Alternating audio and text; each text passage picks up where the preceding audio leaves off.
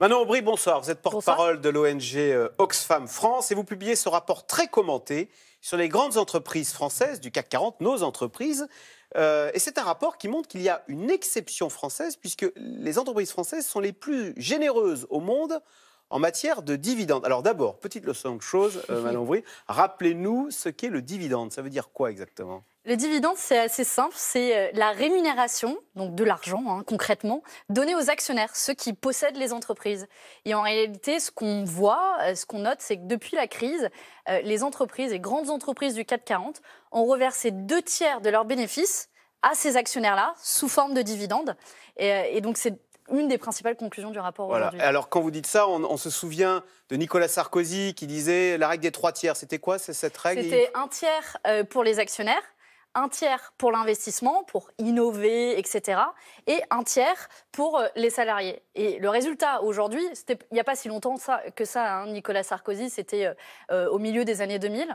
Et maintenant, le résultat, c'est donc 2/3 pour les actionnaires, au lieu des 1/3 prônés par Nicolas Sarkozy. Donc on n'y est pas du tout. Ouais. Et surtout, il ne reste plus que 27% pour l'investissement. Et dernier servi, le parent pauvre, les salariés qui ne récupèrent eux que 5% du gâteau. Ouais, mais alors comment se fait-il qu'on soit aussi généreux comme ça avec ses actionnaires Parce qu'on voit même, c'est ce que vous dites, le dividende c'est une part du bénéfice, mais vous avez repéré des entreprises qui versent des dividendes supérieurs à leurs bénéfices, mais c'est incompréhensible ça. Il y a deux types d'anomalies assez fortes qui ressortent du rapport. Le premier, c'est en effet, comme vous le mentionnez, des entreprises qui versent plus de dividendes que ce qu'elles font de bénéfices. C'est comme quelqu'un qui prendra une part de gâteau plus grosse que le gâteau lui-même, si je comprends bien. C'est le cas d'Engie, qui, sur la période depuis 2009, a versé 3 fois plus de dividendes à ses actionnaires que ce qu'elle a fait de bénéfices. Et en 2016, c'était même 15 fois. Donc ils s'endettent alors pour payer ce dividende ? Concrètement, soit ils puisent dans les réserves, soit ils s'endettent. Mais pour que les gens se rendent bien compte de ce qui se passe, c'est comme si un tenancier de bar, en vendant son café, faisait 1 euro de bénéfice, il en revendait 15 à ses actionnaires. Ça paraît assez inimaginable. Et l'autre cas assez incongru, c'est une entreprise comme ArcelorMittal qui, elle, va verser des dividendes à ses actionnaires alors qu'elle fait des pertes. Donc vous êtes en train de dire, les actionnaires, qui sont qui d'ailleurs ? Ce sont qui ces actionnaires ? On parle des actionnaires. Parce que est-ce que c'est pas moi, les petits porteurs, la veuve de Carpentras qui a une action ? Non. Alors c'est un mythe, et un mythe qu'on bat en brèche aussi dans le rapport, puisqu'on met en avant que ceux qui détiennent en majorité les entreprises du CAC 40, ce sont essentiellement des gros fonds d'investissement, voire des fonds spéculatifs, essentiellement étrangers. Plus de 40% du CAC 40 est détenu par des fonds étrangers. Et puis ce sont aussi des grandes familles, la famille Arnault, la famille Pinault. Tiens, on retrouve les personnes parmi les plus riches de France. Ce n'est pas vous, ce n'est pas moi, malheureusement, qui nous enrichons, mais ce sont bien les plus riches. Donc, ces grands fonds étrangers qui sont au Texas ou en Californie, ils arrivent à dicter la politique de dividendes aux entreprises qui sont à Paris, parce que vous parlez de L'Oréal, Michelin à Clermont-Ferrand, ce sont eux qui disent vous allez nous verser d'énormes dividendes, même si vous faites des pertes. Ils dictent leur loi. C'est une forme de chantage. On investit dans votre entreprise uniquement si vous nous reversez des dividendes. Et s'il vous plaît, surtout sur le court terme, quel que soit votre niveau de bénéfice. Et finalement, la marge d'ajustement, jusqu'à il n'y a pas longtemps, elle se faisait essentiellement par les actionnaires. C'est eux qui prenaient le risque et qui assumaient les variations. Maintenant, le risque a été déplacé sous l'effet de ces actionnaires sur l'investissement qui devient la véritable variable d'ajustement et surtout sur les salariés à qui on demande de serrer la ceinture en temps de crise, mais en temps de bénéfice. L'an dernier, 2017, année record du CAC 40, 93 milliards. Combien pour les salariés ? On va le savoir très vite sur l'année 2017. En tout cas, on sait que sur la période de 2009 à 2016, seulement 5% a été reversé aux salariés. Donc c'est vraiment le dernier servi.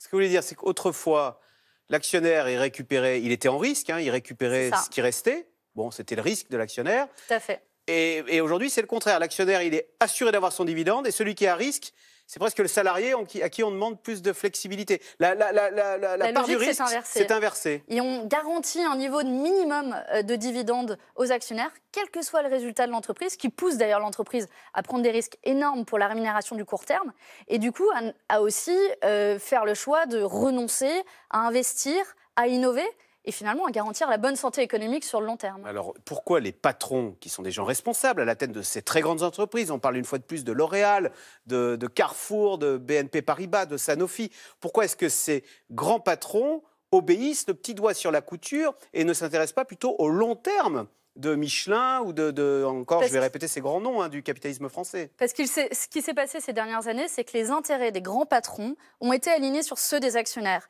La part de rémunération des patrons qui est liée à l'actionnariat, qui est liée notamment au cours de bourse, a grandi. C'est plus de la moitié de la rémunération de ces grands patrons qui est liée au cours de bourse. Donc, ils ont les mêmes intérêts, dit simplement, que les actionnaires. Eux aussi vont chercher la rémunération de court terme, à tel point d'ailleurs que les écarts de salaire ne cessent d'augmenter aussi au sein de ces grandes entreprises. C'est un autre résultat du rapport. En moyenne, les PDG du CAC 40 gagnent 119 fois plus que leurs salariés moyens dans leur entreprise. Pour Carrefour, c'est plus de 300 fois plus. Ça paraît inimaginable et irréaliste. Concrètement, en un jour, le PDG de Carrefour gagne autant qu'un salarié de Carrefour sur toute une année. Voilà, alors ce que vous montrez, c'est qu'en plus, cette situation s'est terriblement aggravée au cours de ces années. C'est-à-dire que l'actionnaire réclame toujours plus, le grand patron est toujours mieux payé, et donc ça va vers des inégalités. Vous tirez la sonnette d'alarme d'ailleurs, ça peut mal finir, y compris politiquement. C'est cette espèce de captation par une minorité des richesses produites en entreprise, si j'ai bien compris. On voit bien que ce qu'on dépeint aujourd'hui, c'est une sorte de cercle vicieux des inégalités où on a d'une part des dividendes records et un partage inégal des bénéfices, d'autre part des écarts de salaire vertigineux. Un autre élément dont on n'a pas parlé, les stratégies d'évasion fiscale de ces entreprises. Ouais, qui en plus payent peu d'impôts, donc voilà. Pour maximiser leurs bénéfices et toujours plus la rémunération des actionnaires. Aujourd'hui, c'est ce cercle vicieux qu'on dépeint. Et le résultat, c'est que, et c'est d'ailleurs le titre d'un livre d'un économiste plutôt dans le sérail, Patrick Artus, qui disait « Et si les salariés se révoltaient ?» Parce qu'aujourd'hui, ce n'est pas le risque que les salariés se révoltent quand on voit la faible part du gâteau, j'ai envie de dire les miettes qu'on leur laisse. Alors justement, puisque vous citez Patrick Artus, effectivement, est célèbre économiste plutôt étiqueté libéral de Natixis, et qui dit il y a une solution pour sortir de ça. Plutôt que d'avoir des actionnaires américains qui, effectivement, nous entraînent dans cette surenchère, achetons, nous, Français, des actions, devenons actionnaires, développons des fonds de pension, réapproprions-nous nos géants du CAC 40 et ne faisons pas comme Lionel Jospin, qui était très fier, il disait « Moi, j'ai jamais acheté une action de ma vie. » C'est idiot, parce que résultat, nos entreprises appartiennent aux Américains. Il faut être néanmoins vigilant sur l'actionnariat salarié. Il pose deux dangers essentiels. Le premier, c'est qu'on risque de flexibiliser le salaire de cette manière-là. En d'autres termes, on réduit la part de salaire et on augmente la part variable de salaire. Et donc, de nouveau, on déplace le risque sur les salariés. Un salarié n'a pas vocation à être actionnaire. Il n'a pas forcément vocation à être actionnaire. En tout cas, ça n'a pas vocation à remplacer le salaire. Et le deuxième danger, c'est qu'il y a différentes manières d'intéresser le salarié aux bénéfices de l'entreprise. Mais souvent, ces formes d'intéressement et de participation sont exonérées de cotisations.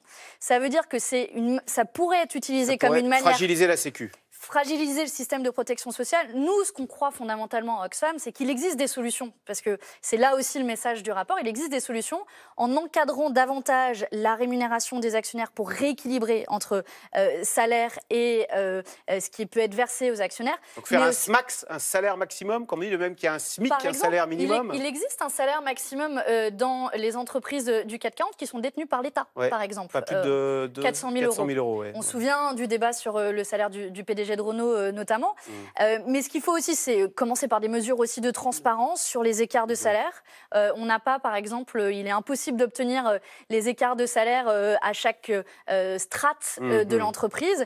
Et puis aussi, si on veut aller plus loin, il faudra changer les modes de gouvernance des grandes entreprises. Vous dites mettre des salariés au conseil d'administration, mais ça, le gouvernement vous a entendu, c'est dans la loi Pacte de Bruno Le Maire. Il propose un salarié en plus sur des conseils d'administration qui, en général, sont composés de 15 personnes.